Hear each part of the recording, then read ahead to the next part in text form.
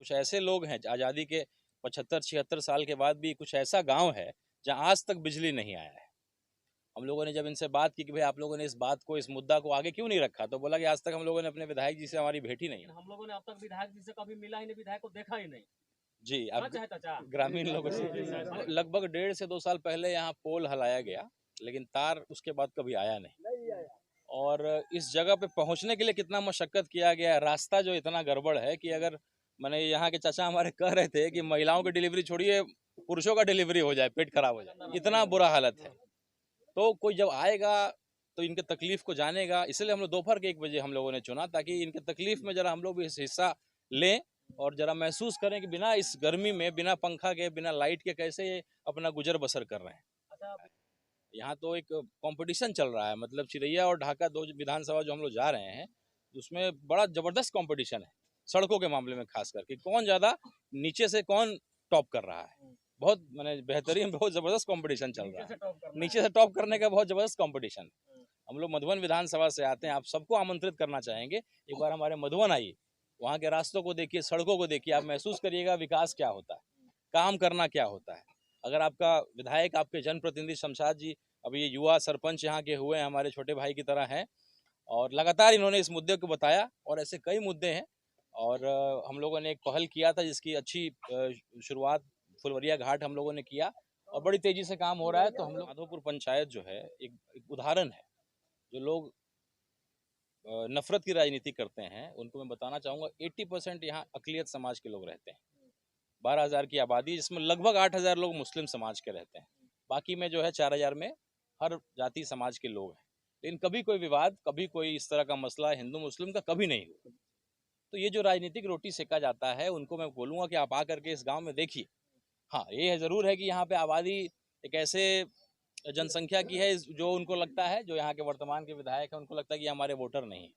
हालांकि जो प्रधानमंत्री उनके हैं, उनका कहना है कि सबका साथ सबका विकास, लेकिन धरातल पे सबका साथ सबका विकास शायद नहीं है, यहाँ दिख रहा है। नहीं तो निश्चित रूप से 2 साल से पोल लगा हुआ है, तार नहीं लगा, इस भीषण गर्मी में बिना बिजली के लोग रह रहे हैं। लोग विकास की बात हो रही है, डिजिटल और टेक्नोलॉजी और पढ़ाई और कई चीज़ों की व्यवस्था की बात हो रही है। अगर मुख्यमंत्री जी को भी ये मालूम चलेगा, चूंकि हर जगह बोला था हर गांव में बिजली है, तो 2 साल से जब यहाँ पे पोल लगा हुआ है, बिजली अभी तक नहीं है, तो कैसे होगा विकास। सड़कों की हालत वही देखिए आपने, खटिया पे किसी को लेके जाना पड़ता है, कोई बीमार हो जाए, कोई ऐसी परिस्थिति आ जाए, तो खटिया पे लेकर के 4 लोग भागते हैं।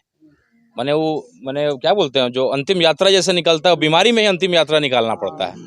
अंतिम यात्रा तो 4 पहिया पे तो लोग इंतकाल के बाद जाते हैं, लेकिन यहाँ तो इलाज में भी जो है खटिया पे किसी का पेट खराब हो जाए, किसी को चोट लग जाए, हाथ पैर टूट जाए, तो 4 कंधे पे ही जाना पड़ता है रोड पे। ये स्थिति है। जनता से जो आप जनसंपर्क कर रहे हैं सर, आपका मुख्य कारण क्या है जनता से जनसंपर्क करने का? देखिए, मुख्य कारण मेरा जो मकसद है चुनाव लड़ना है, लेकिन मैं ये मानता हूं कि मैं कभी किसी के साथ संबंध, जब हम लोग किसी के साथ स्थापित करते हैं, किसी के दरवाजे पे जाते हैं, तो पहली बार में कुछ मांगा नहीं जाता, कुछ लेके जाया जाता है। मिठाई लेके जाइए, चाहे फूल लेके जाइए। तो मैं अभी 1 साल पहले घूमना इसलिए शुरू किया है क्योंकि लोगों को जान सकूं, उनके समस्याओं में जो है उनका समाधान निकालने का मैं प्रयास करूं। चुनाव के समय सीधे लोग जाते हैं, हाथ जोड़ेंगे कि भाई वोट दीजिए, कोई परेशानी की जब चर्चा आप करेंगे तो वो कहेंगे आचार संहिता लग गया है, अच्छा जीतने दीजिए ना, उसके बाद हम कर देंगे। तो हम वो नहीं चाहते हैं। हम इसलिए 1 साल मुद्दों को हम लोगों ने शुरू किया है, एक पहल किया है, और मैं आपको विश्वास दिलाता हूं कि बिजली वाला काम मैं आपको 2 से 3 महीना में करा के दिखाऊंगा। अभी आपने जिस समस्या को देखा, जो सबसे बड़ी समस्या बिजली की है जी, आप केवल समस्या नहीं देखे, इसका समाधान भी ढूंढेंगे? बिल्कुल ढूंढेंगे, चुनाव से पहले ढूंढेंगे। अच्छा, कितने दिनों में यहाँ के लोगों को बिजली मिल जाएगी? देखिए, हम संघर्ष करेंगे। अब कल से पटना जा करके इसके लिए जो करना होगा, ऊपर के पदाधिकारी, नीचे के पदाधिकारियों से ज्यादा बात करके फायदा नहीं है। ये बहुत बड़ा लापरवाही है। मुझे लगता है कि ऊपर के पदाधिकारियों को इसकी जानकारी नहीं होगी। अगर उनको जानकारी हो जाए तो 2 मिनट में नीचे के पदाधिकारियों का क्लास कर लिया जाएगा। शिवहर संसदीय क्षेत्र से आनंद मोहन के चुनावी जवाब में श्री रंजीत सिंह ने कहा, आनंद मोहन तो चुनाव नहीं लड़ सकते, मगर उनकी लवली आनंद चुनाव लड़ सकती है, जिनका कोई जनाधार नहीं। सुनिए इनकी जुबानी। जो है उनका लोग जानते हैं, उनसे जुड़े हुए हैं, कितने सक्रिय हैं, क्या है, तो किसी की शिकायत करना हमारी आदत नहीं है। लेकिन वो कहीं से लड़ाई में यहाँ शिवहर के लिए नहीं है।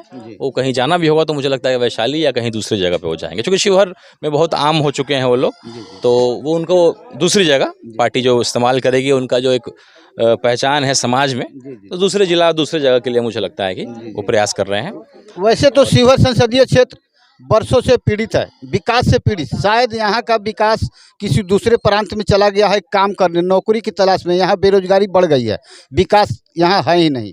और संसदीय चुनाव 2024 में आने वाला है, तमाम जनता तैयारी भी कर रही है सभी नेताओं को जवाब देने के लिए, ताकि यही सभी नेता लोग आते हैं, विकास का वादा करते हैं, चुनाव हो जाता है, उसके बाद में विकास चले जाते हैं दूसरे प्रांत में कमाने। आइए इसी सिलसिले में नेताजी से बात करते हुए हमने सीएम खबर के माध्यम से आप तक इनकी बात को पहुंचाया। अब जनता के हाथ में है कि किस पर विश्वास करती है, कैसे विश्वास करती है और क्या विकास मिलता है। सीएम खबर के लिए मैं आर एस पांडे, जय हिंद, नमस्कार।